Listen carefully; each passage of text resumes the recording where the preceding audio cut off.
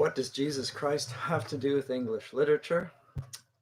That is one of the topics of conversation today in looking at this book by David Lyle Jeffrey and Gregory Maillet, Christianity and Literature. It's called Philosophical Foundations and Critical Practice. I'm going to look at its final chapter, The Literary Studies from a Christian Perspective.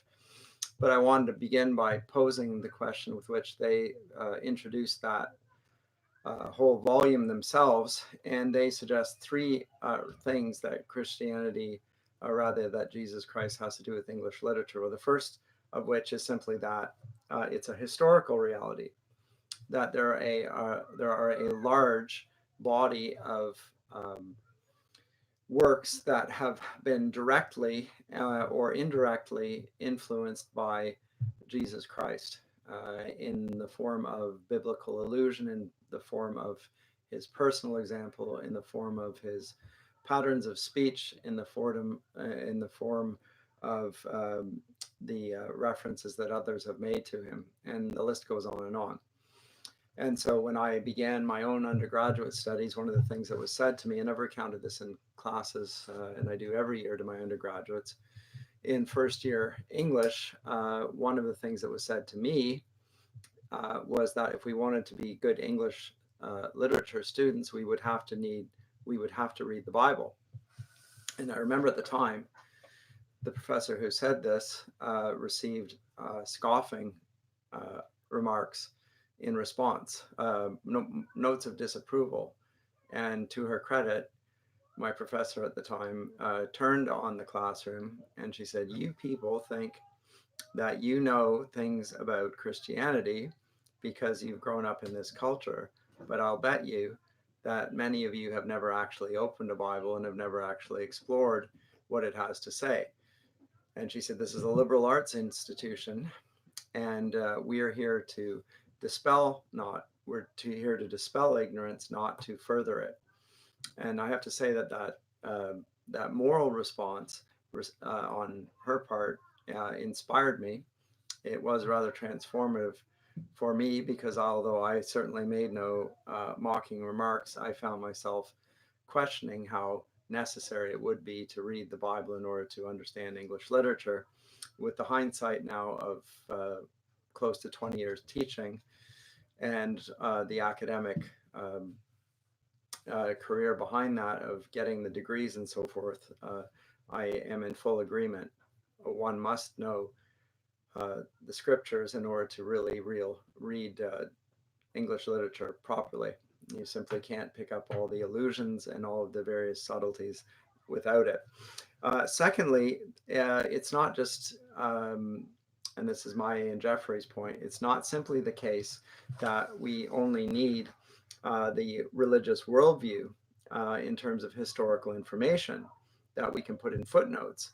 It also informs the aesthetic form, and literary form in itself represents reality, and that it engages its reader in a fashion preconditioned by the form of the discourse, which represents a way of looking at the world.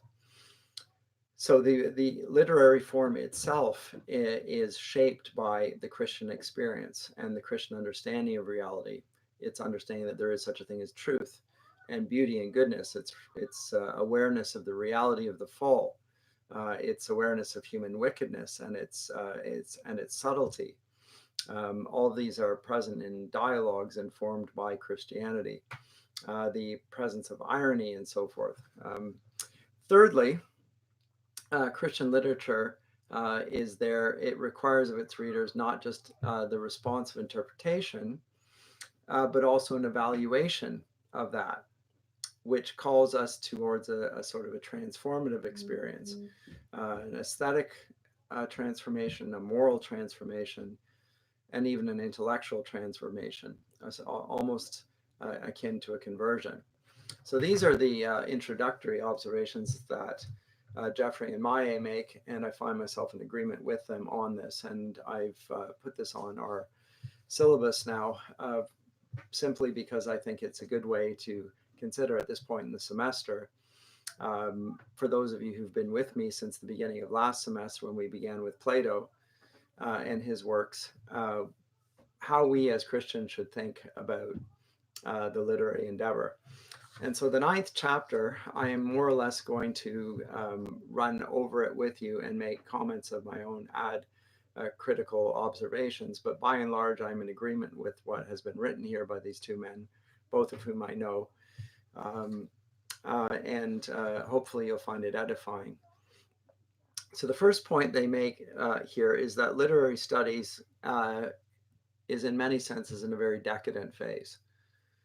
I think I've made that clear in comments, not just in this class, but throughout my all my classes. We don't live in an age of high culture for all of the claims of progress and advancement, which we commonly hear in popular culture, certainly from those in positions of authority. Despite all that, we can see a decadence that set in terms of an aversion to fiction, and where there is fiction and poetry, an aversion to truth. And this is explicit in the distortion of language and the inversion and the redefinition of terms in ways that lack not only connection with past definitions, but even with common sense observation. So that's the first thing. We have gone a long way down a path which Jeffrey and Maillet are now going to some degree, give a potted history of, and a somewhat different interpretation of than Terry Eagleton had done in his little book on literary theory. And at the same time, they'll refer to Eagleton, and I find that rather helpful.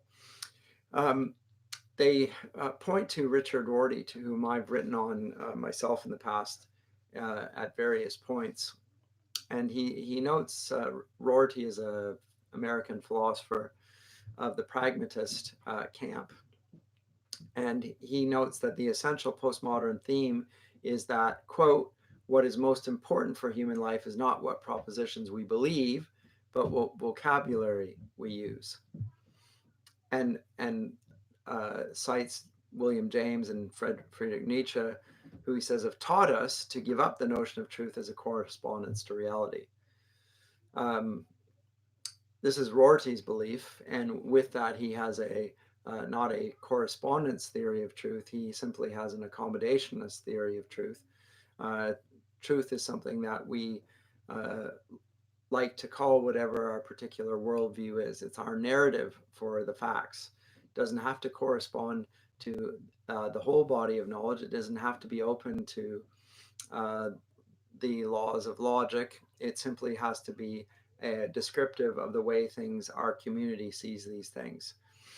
And he says that the power of language is simply to help us get what we want. Now that is something that he would have uttered probably in the early 1980s at the height of the postmodern era. And as I said to you a few classes ago, we no longer live in a postmodern era where language is simply up for people to do whatever they want with it and to get what they want with it. It's now the case that we live in an age of speech codes and impositions. And we're told that we simply cannot say certain things and that we must say other things. So it's very different. And so he avers to a passage from Humpty Dumpty, which I've cited in public on numerous occasions, but I think it's quite helpful. And this is the situation for literary theorists is somewhat like Alice trying to understand Humpty Dumpty. There's glory for you, says Humpty Dumpty. I don't know what you mean by glory, Alice said. Humpty Dumpty smiled contemptuously. Of course you don't, till I tell you. I meant there's a nice knockdown argument for you. But glory doesn't mean a nice knockdown argument, Alice objected. When I use a word, Humpty said in a rather scornful tone, it means just what I choose it to mean, neither more nor less. The question is, said Alice, whether you can make words mean so many different things. The question is, said Humpty Dumpty, which is to be master? That's all. Now, the world of Humpty Dumpty is very much of a Nietzschean world. As it's put here in the text, a calculus of deliberate anti-realism and a disdain for others in which truth can be dismissed with a subversive rhetorical flourish as illusions about which one has forgotten that this is what they are. So that is the context of the postmodern era. And the question that Maillet and Jeffrey ask is, how should the Christian student of literature approach this aspect of reality with critical discourse in their profession? We're in 4th year now, so this is a germane question to us. And their suggestion is that it's a good idea to accept reality as it is. I think poet T.S. Eliot said that human beings cannot stand too much reality, anticipating perhaps the Humpty Dumpty scenario in which we've been living for a very long time. And they observe, Jeffrey and Maillet, that the discipline of English literature is among the least well salted of by cogent Christian contributions to critical thinking. And I would say most certainly that's true. It's not the case, whereas we would find in, say, philosophy, and obviously to some extent in theology, that there are many Christians operating the discipline. English literature at one point was very much of a Christian discipline. It is no longer the case that you can find Christians operating in higher education. And he says that the beginning then, they say the beginning then is we simply need to deal with reality. And the reality here is that the discipline of English literature is not acknowledging reality very broadly. So that's the first thing that we need to acknowledge. The second is that in spite of that fact, there's no excuse for abdicating responsibility. And we need, and as a vocation, as a mission, to uphold and the eloquent witness of centuries of Christian writers who've tried to work out their own salvation with fear and trembling in their works. It's a piety towards our forebears, and it's also a great gift that can be passed on as we've received it to successive generations, as I've tried to you. So as intellectuals, they write, our job is to try to tell the truth as best we are able by patient inquiry to discover it. Truth-telling is representing reality as it is, whether it gets us what we want or not. And so they cite Psalm 15, verse 2, whether descriptively, analytically, or by those types of analogical utterances we call poetry. Truth is possible to the Christian imagination to the degree that it has been formed by the one who is truth. And although it's true that it's the business of theology and not literature to establish the truths of the faith, that doesn't mean that Christians in the field of English literature have no responsibility. And they say, and I add my voice to this, that it's imperative for a Christian intellectual in any discipline to live out personal faith in the light of Scripture and sound theology. And that Christianity is a revealed religion, and that the church has everywhere and always taught certain truths of faith as a first principle. So we acknowledge a commonality to past generations. We are living in a generation where there are very few involved in Christian scholarship in any discipline, but particularly in literary studies. We do have a commonality with our forebears. For me, it's men like C.S. Lewis and Tolkien and John Milton and metaphysical poets and many others. These are my, well, they're not my contemporaries, but they're in some ways my friends. I read alongside them. I regard their views as important. I want them to speak into my life. And this is not, the authority behind our conviction is not in the strength or weakness of the conviction, So it's not in my own personal sincerity or even the strength with which I hold this conviction. The authority lies in a large, well-reasoned body of knowledge that has arisen out of the revelation of God in the Holy Bible. And there is a large corpus of material. If you follow, and you have followed for 4 years, what has been taught here at Tyndale, you will see the influence, the vast influence of a great cloud of witnesses writing in different eras and periods for different situations, and yet all bearing witness there. So there's the authority of basically a large tradition, and the authority of the past speaks with great eloquence and with great power if we allow it a voice. Secondly, there is the imperative of the witness of the Spirit, which gives us a quiet confidence greater than deductive reasoning can provide. And as much as I value philosophy, I think that there is a confidence that comes from literary study, and it's a quiet confidence, even if it's some of its advocates and its best practitioners like C.S. Lewis are described as muscular Christians. There is in general a quiet confidence again amongst Christian literary scholars. And this is one of the essential points, they say, made in the magnificent poem of biblical wisdom, the book of Job. We can be said to know what we cannot see. So Job 19, verse 25, and you could cite Hebrews 11, the great cloud of witnesses there, who knew what they could not see. And they did not see the city, but they longed for that heavenly city and lived for it. And this is the kind of knowing referred to in 2 Timothy 1, verse 12.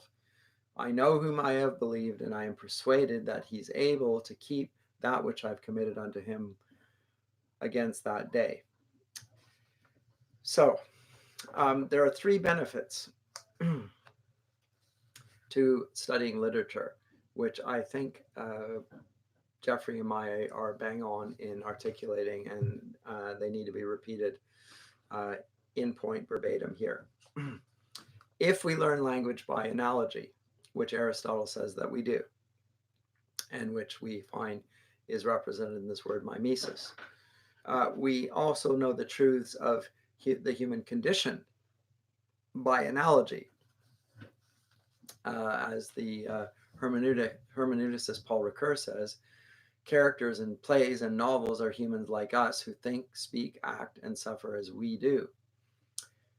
So when we read a great work, when we watch a drama, when we read a novel, we engage with lyric poetry. When we read a great epic, we are following characters and the minds of characters who think and speak and act and suffer as we do. And by analogy, we can apply their experience to ours. And that's how human beings learn. So there's a sense of a great enrichment of human life simply by virtue of the fact that we are beholding other human lives expressed in fine language. And this makes of literary study, as they say, and these are wonderful words, a natural workshop for the formation in charity of Christian readers, and for a broader exploration through vicarious understanding of the nature of virtue and of the consequences of human choices with respect to vice as well as virtue.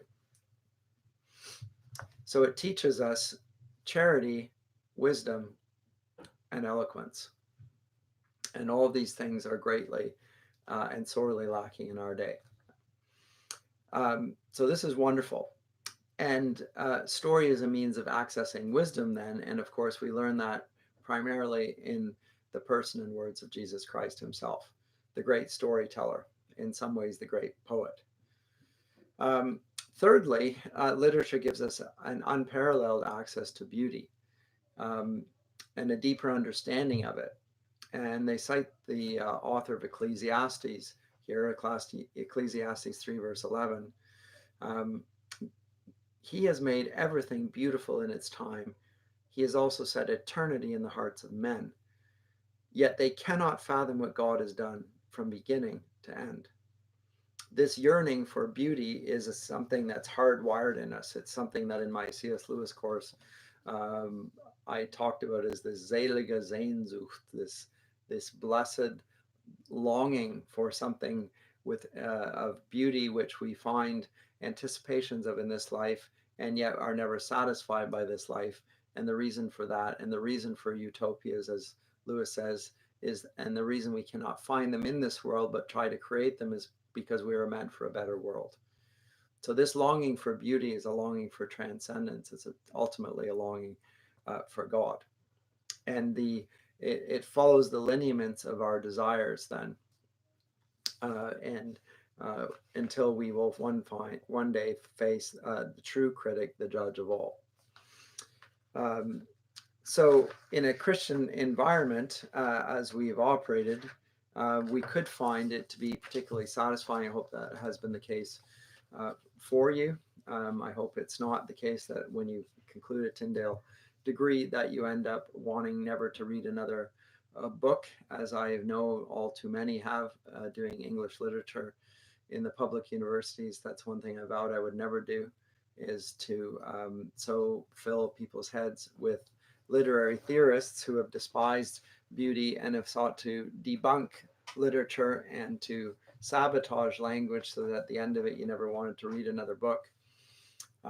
I think that we've presented an alternative to that. But that's not the world that you're about to enter into. There are challenges going into graduate school, and there is a widespread ignorance of the Christian worldview in the academy. And it's such that most graduate programs now largely are studious in ignoring anything prior to 20th century texts, in large part because 20th century texts are those in which there is less Christian influence than foregoing generations. And also, furthermore, they tend to deny the Tao. But that's something I've spent a fair bit of time discussing in the C.S. Lewis course. But I do think it's an important thing. So anyone who's taken a class of mine, studied at Tyndale, I think has a leg up, as it were, on many Christians who are operating outside the orbit of Christian instruction.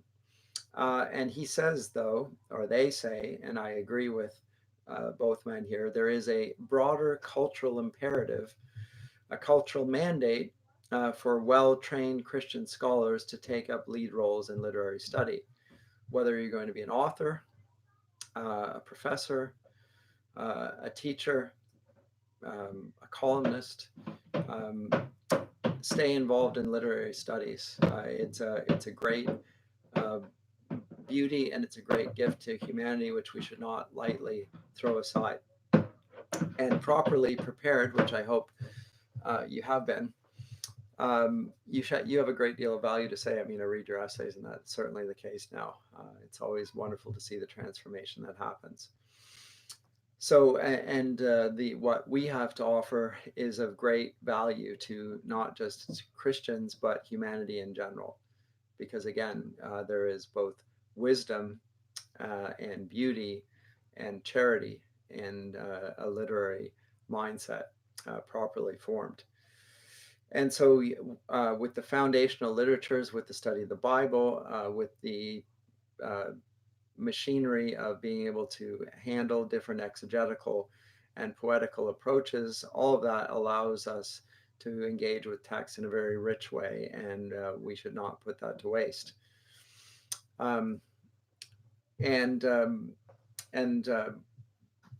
This is so much in contrast with what one finds in the public universities now, I'm sad to say, because there is actually an aversion in the academy to the Bible.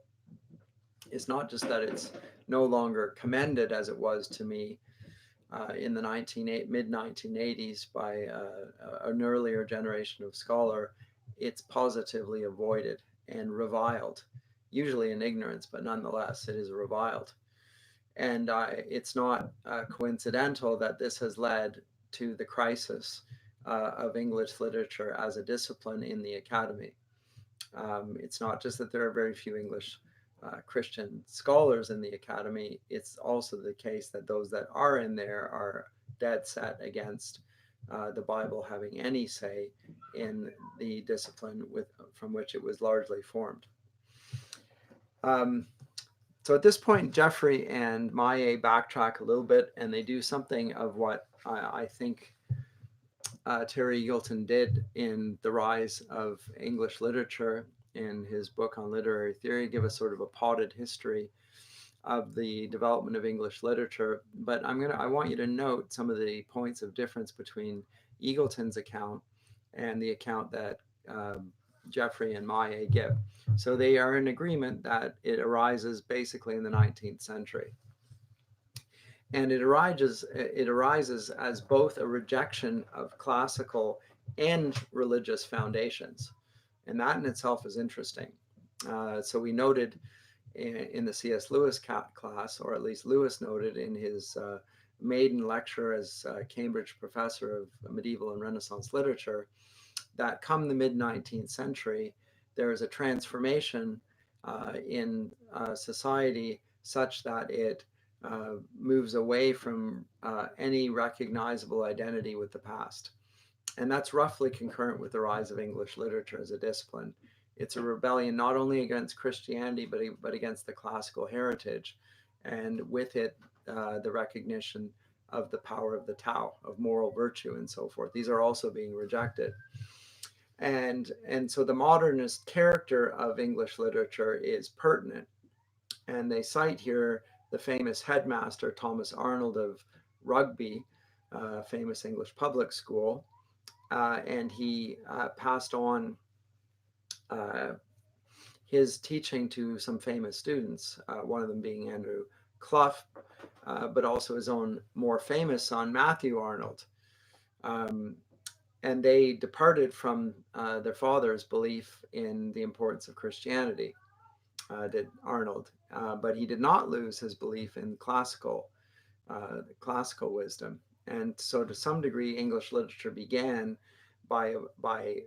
with Matthew Arnold's influence of presenting the classical world, but ignoring the Christian world. And so he was the first professor at Oxford to lecture in English rather than Latin. And he signaled the future of the discipline, not only by focusing on the modern element in literature, but by turning literature into a sort of a social construction. And this is the aim was to create a new sort of clerisy to that of the church, an alternative robed profession who would exercise a sort of civilization in the midst of the anarchy which he could see all around him. And for many in that age and for generations that followed, those who pursued the profession of English literature and became literary critics, they did so almost as a sort of a substitute religion. And that simply needs to be acknowledged. And Lewis is writing and Tolkien are writing against the backdrop of that. Now, as a new university discipline, it nonetheless rose into huge prominence in the 1930s and 40s, so that it was almost considered to be the discipline of study. It's hard to imagine now. But the reason it did is because of its alleged civilizing influence. And it led to some very odd prominence to men, of which we will see, like Northrop Frye, who is most decidedly not in agreement with the Christian past, and yet nonetheless is both a clergyman and to some degree considered to be one of the canonical scholars of the 20th century. But he says, as literature assumed the functions of religion amongst Arnold's successors, at least down to the new critics and Northrop Frye, there was plenty of high-sounding stuff for its professors to sell to college administrators, trustees, and many students. And Arnold's perfecting of a national right reason worked in nicely with the later pooled social intelligence of John Dewey, the pragmatist scholar, and with the numerous other identifications of salvation with the state. So the progressivism, which is so much a part of the politics of the left, and the idea of literary merit with a never-ended quest for relevant, pragmatic, and conveniently subjective truth that was the bar of which was always changing in accordance with the progress which was apparently being made as it departed from its Christian and classical heritage. So when we look at, as they say, the great American poet Henry David Thoreau in his Walden, he contends that the Greek and the Roman classics are the noblest recorded thoughts of man, and the only oracles which are not decayed. There's a decided contempt for Christian piety, and there's an attempt to go back to the classical world without acknowledging the way in which the world has been transformed by Christianity. And the reverence with which classical texts were held by men such as Thoreau, such as Arnold, was never extended to the Bible, even from the very inception of English literature as a discipline. And so for Arnold, Germanic biblical criticism, the higher criticism, Goethe and the Romantics, for these men, traditional religion was simply a busted flush. It was bankrupt. It was void of all value. We can turn our backs on it. And one of his more famous dismissals was that the strongest part of our religion today is its unconscious poetry. Whereas conscious poetry, especially of the Romantics, which were promoted ever since that day, he thought possessed a higher truth and a higher seriousness than that of religion. So again, we note there's a sort of a substitute religion, and a critic in the early 20th century by the name of T.E. Hume, in a essay called Romanticism and Classicism, described Romanticism as a spilt religion. And I think this is probably not far off truth when they say that. All the same, they acknowledge what we saw Zimmerman acknowledge in the last time we met, that there is much in the postmodern challenge of this literary establishment, which Christians are going to welcome then. Because note that they are in part debunking the foundations of English literature, which were not, at least as a university discipline, were not rooted in the Christian faith. They were rooted in this piety towards a classicism void of Christian influence. And so Christian intellectuals will agree that there is a sort of an unconscious idolatry within the profession that had existed and no longer exists. But, and I agree with them again. In fact, I find myself almost without any point of disagreement.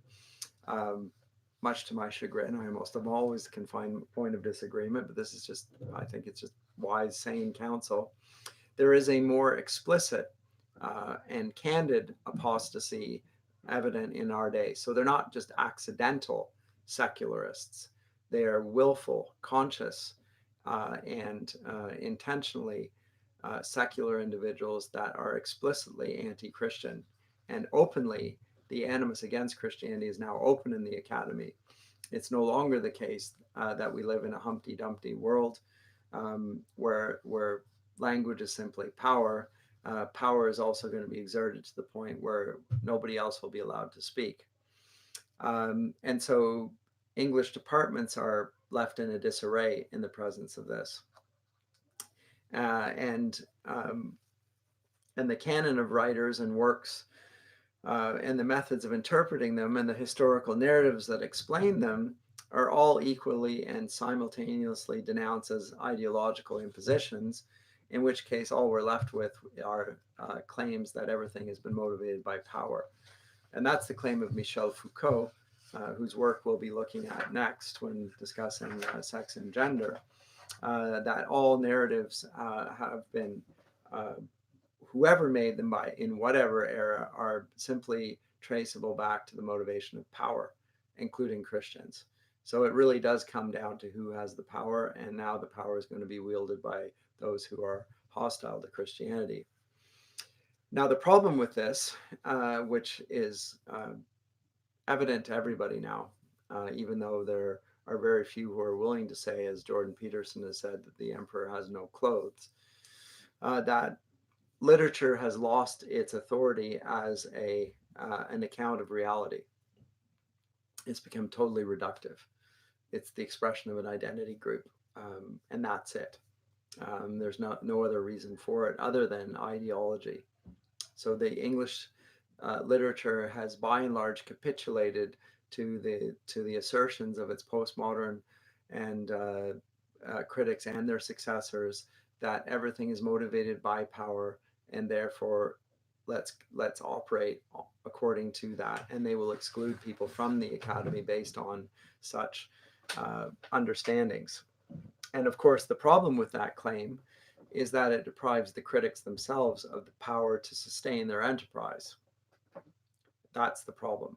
And so we'll note that everywhere around the university landscape in the Western world, English literature departments are losing ground, losing people who are willing to even study it, because who wants to be told that really everything's just a power play? If that's so, then why would I waste my money in studying it? I can do a power play quite well enough already. Thank you very much. So they point to this essay by a man by the name of Andrew Del Banco. Now, this is back in 1999, but the words are still pertinent, called The Decline and Fall of Literature. And it's a survey of 7 different books on the subject, and noting the lack of prestige or the fallen prestige of English literature as a discipline. And he noted that that English, as I just said, and as Jeffrey and Maillet have said, it was once the flagship discipline within the university. Hard to believe, but in the 1930s, 1940s, 1950s, English literature was the discipline for the best and the brightest. And it was a flagship for the modern age. And it prided itself on replacing the narrowness of Christian teaching with a richer aesthetic sensibility. And those principles that Arnold had avowed and believed would provide civilization in the midst of anarchy have now almost wholly collapsed. And he is quite appalled by this fact. And I would note, in addition to the decline and fall of literature, there's the same sort of books being written about the decline and fall of the university. These things are not new. They've been announced for many decades, and yet we also will note that people continue in their masses to go to university. And it seems to me, as much as anything else, it's because people just don't know what else to do. We're going through the motions, and yet the sense of doing these things has largely been lost over the course of time. I think we do otherwise at our little institution, but we are a very small little point of light in a very dark, against a very dark canvas. But maybe this is how you show jewelry in a jewelry store, the bright diamond against the black backdrop. Maybe that's what can happen out of this. But the idea that English literature, secularized, can replace central religious texts as a moral compass has continued for more than a century. And so in 2002, they cite an MLA address by the president then, Stephen Greenblatt, who's a prominent Shakespearean scholar. And he uses quite extraordinary religious language, and I'm going to quote here. He calls for literary study, they write, to promulgate the anti-religion of naturalist materialism. That's not his words. It's their description. And yet he himself displayed a displaced religious fervor in almost every sentence of his address. Greenblatt's final call was for a revival of a Lucretian pagan doctrine of metempsychosis, soul return, in which frustrated literary critics reassure each other that they are among the immortals and get to live on as the ghostly shades in the pages of their surviving academic work. And I think he meant it seriously. So those in the academy are among the least trustworthy as guides in the very thing that they're proficient in. So this brings us the question of worthy authority then. And worthy authority ought to grow in accordance with the accruing of the knowledge of truth, that higher order of reality which writers stemming from Aristotle all the way on through William Wordsworth, who for all of his revolutionary poetics was a well-read biblical and classical reader, likewise Mr. Coleridge, likewise all the Romantics, very learned and steeped in the knowledge of the Bible and the classics. That authority has evaporated over the course of time, and we're now living on the fumes of past generations' learning. And so it's at that point when I think the absurd claims of the academy to construct a false, or rather an alternative religion to the Christian faith, I happen to think it's false, but it's an alternative, that we note scholars like Tolkien and Lewis come to prominence and speak with power, and in many ways with leading voices. And it's there where we can see these new grand narratives being presented. So if you think of not just Tolkien's scholarship, which is magnificent, quite frankly, he entirely establishes Beowulf as an epic, and to some degree forms the trajectory of the entire discipline of Anglo-Saxon studies, and makes it a core element of an English curriculum. But also his own literary work has this grand meta-narrative, the eucatastrophic trajectory, which has made it the most popular writer of the 20th century. So this is fascinating. And they also cite something about which I know nothing, but I know David Jeffrey actually knows Chinese, and cites Christian novelists such as Lao She, Su Dishan, Bing Ching, and Mu Dan. I butchered the names, no doubt. And there's even a new Christian literary style called biblical, whose characteristics are described as objective, truthful, and terse. Isn't that interesting? So in the midst of all of this, the destruction of the literary establishment, there's nonetheless strong voices, popular voices that represent Christian truth, not just in English, but even in Chinese. And again, note that the style is called biblical. Fascinating. Well, there have been responses to the crisis in literary study, and they've not just come from Christians. Jeffrey and Maillet are Christians, as am I, but others have also made objections, and they're worthy of note. And I'm going to cite three of them, the three of them that they cite. The first one is a man from whom I've learned a great deal, George Steiner. I read his book, Real Presences. I read his series of essays after Babel. I read his Language and Silence, all of which are profound. And Steiner operated out of Switzerland for decades, and wrote on the importance of learning multiple languages and writing in them and speaking them. And he said that he noticed how thin doctoral dissertations had become, and the journalism of our day likewise thin, very poorly knowledge, very little basis of general knowledge in almost anything. And so he wrote an essay called "To Civilize Our Gentlemen," and wanting to address this poverty which he noted. And his medicine was that we ought to learn another language. We ought to be fluent in another language and another literature. That was his antidote to the poverty and the superficiality. I happen to agree with him on this, that knowing another language and understanding its literature in the original language is actually a powerful thing. It does actually make you look at the world in a very different way.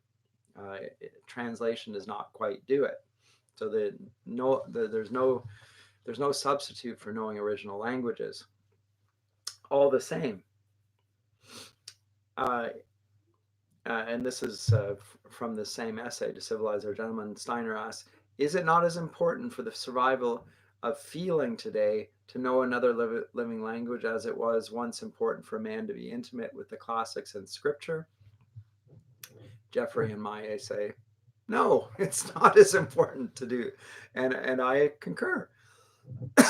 It's not equivalent, although I do think it's valuable, but it's not equivalent. No, it's not. Simply no. And the reason why a secondary good cannot long be sustained without the primary good from which it proceeds. So for the love of our neighbor to be maintained, we have to grow in the love of God first.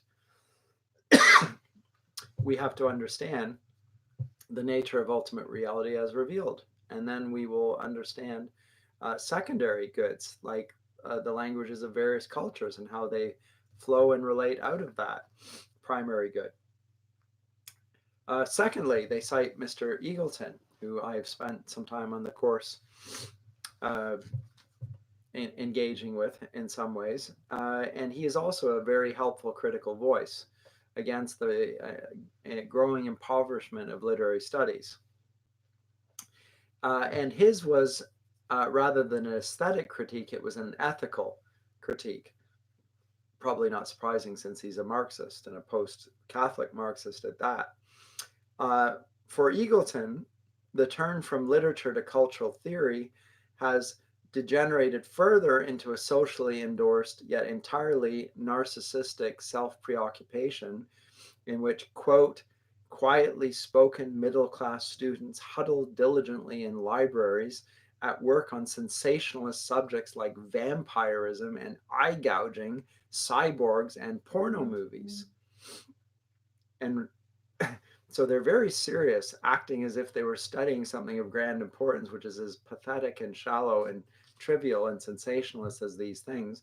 And they note that Eagleton's wrath rises proportionally to his sense that professional literary study has fled from public and political purpose to radically anarchic self-absorption. So the cult of the self that this promotes and perversion, he deplores it on ethical grounds.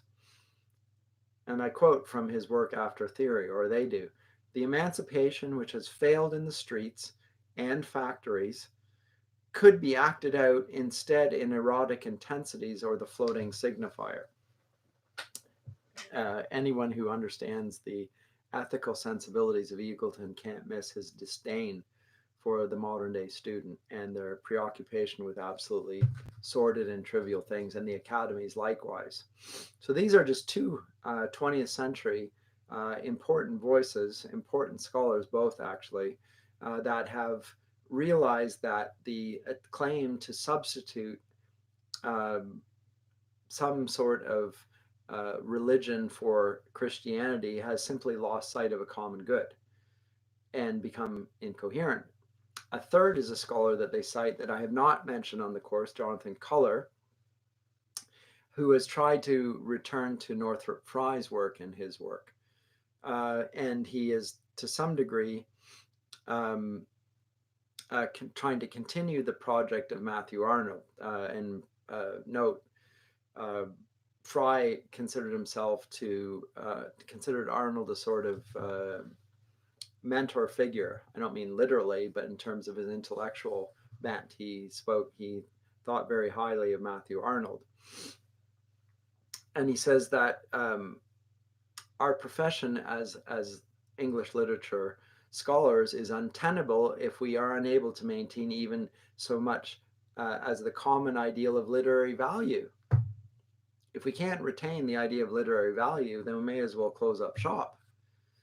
And his recommendation is to follow Frye's lead and return to formalistic concerns of genre, mode, archetype, resurrecting an interest in literary form, of which I wholly approve. Again, we did practical criticism, and I think that literary form is a vitally important thing. And as I said earlier on in this talk, literary form is an aesthetic extension of the truths of Christianity being expressed in artistic form. So there's no doubt of the importance of this. But, and I again simply cite what these men are saying here, resurrecting Fry, which is to say resurrecting Arnold with a dollop each of William Blake and Oscar Wilde, will not itself restore intellectual respect for the discipline. Because the whole field has been filled with so much empty space. It's a hollowed out discipline. We can't just simply return to formalistic concerns in order to reestablish it. There needs to be a return to the very thing that Matthew Arnold and company departed from. So it's not so much of a return, it's an attempt to recover a tradition that pre-existed Matthew Arnold, even in English literature, and yet was never studied as a formal discipline. And for me, I think that wonderful scholars like David Jeffrey, who quite frankly is a titanic scholar of his generation and far too little appreciated, although many do appreciate him, but doesn't get the popular acclaim to my mind he ought to have, is that we need to return to an understanding that the Bible is foundational for all of literary study, and in particular English literary study. All the vernacular languages arise in the context of a biblical worldview, whether it's Dante's Italian or Luther's German or Shakespeare's English, what have you. These men have already deeply been informed by Christian and classical categories of thinking.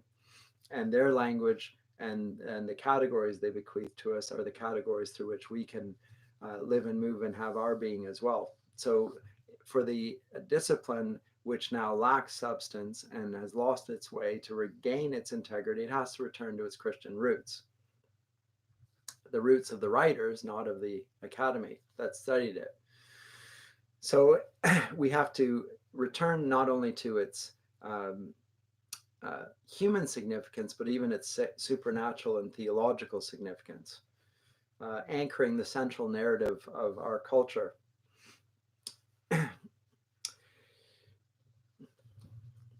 And the reason why this is important in English literature is because I think that English literature, unlike history, is more universal.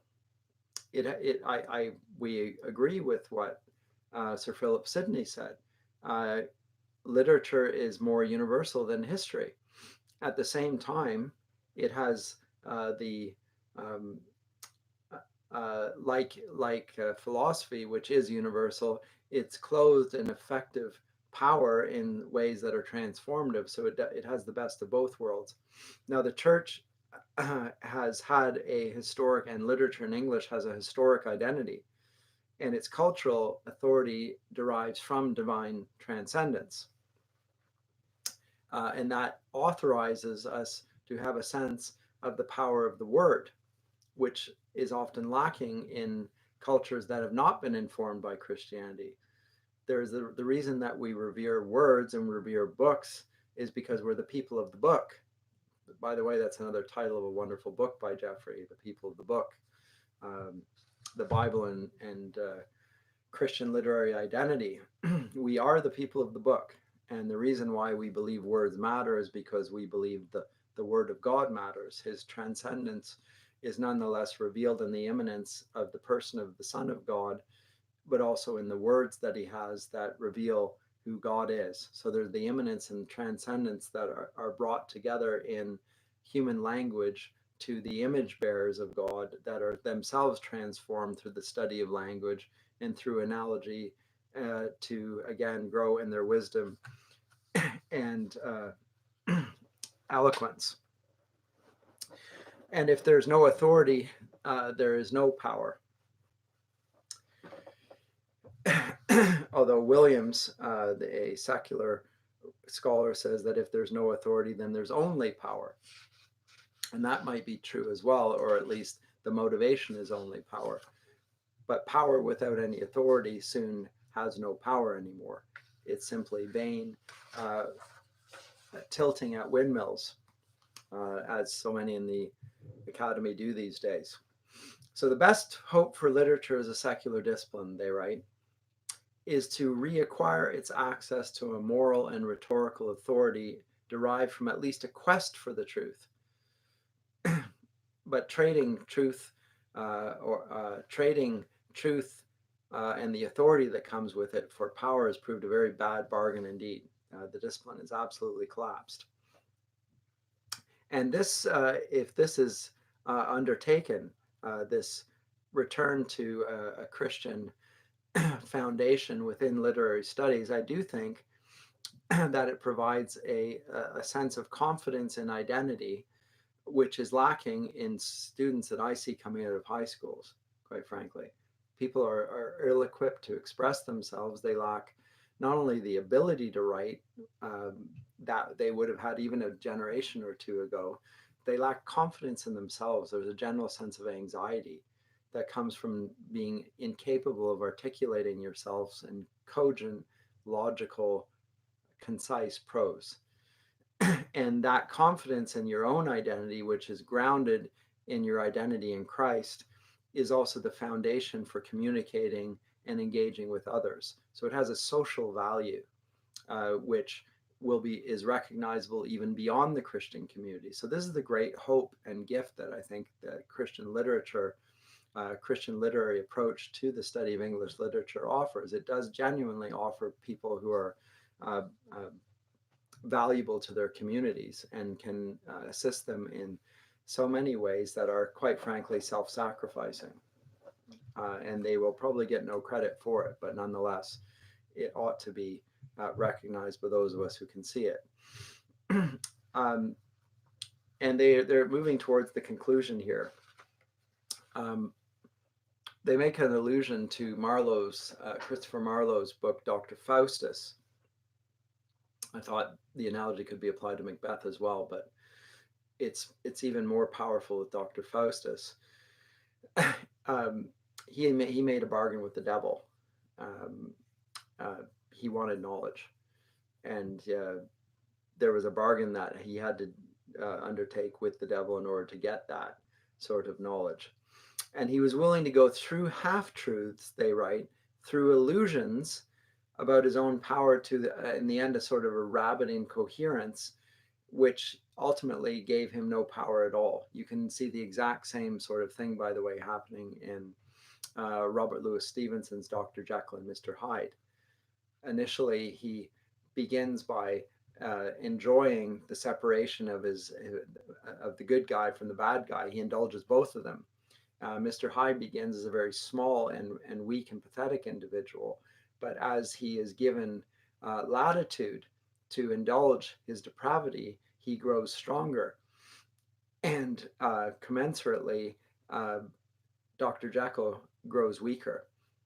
Whereas when they began, Dr. Jekyll was a well-respected scientist and clinician and experimenting on himself, but the experiment had the effect of diminishing the one and strengthening the other.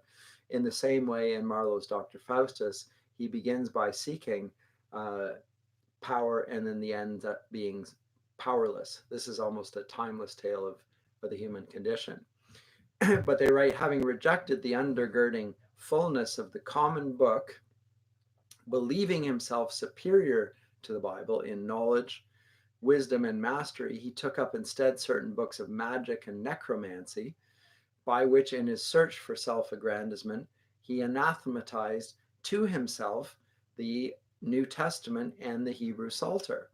So he made it an anathema to himself. And in the end, in the final horrible scene, the clock strikes and the demons come, draw near to him. He cries out, "I'll burn my books." In other words, I repent.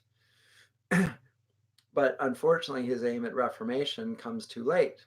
And the Renaissance audience would have understood the danger that had been thereby hinted at. And the same in Dr. Jekyll and Mr Hyde, the same, by the way, in Mary Shelley's Frankenstein. And what was this? He ought to have thrown the German Cornelius and Valdez out of the room. Tell them where to go. This bargain is no good. We're going to stick with the power that comes from acknowledging the word.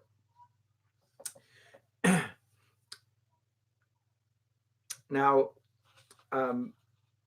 final words that these men write, which seem to me to have a particular potency, is in terms of instruction. I've used this word paideia in reference to the Greek mode of instruction and the belief in a broad cultural dissemination of knowledge which is modeled by example. But the quotation is from Charles Williams, and he says that children learn language in many ways and in many different kinds of situation.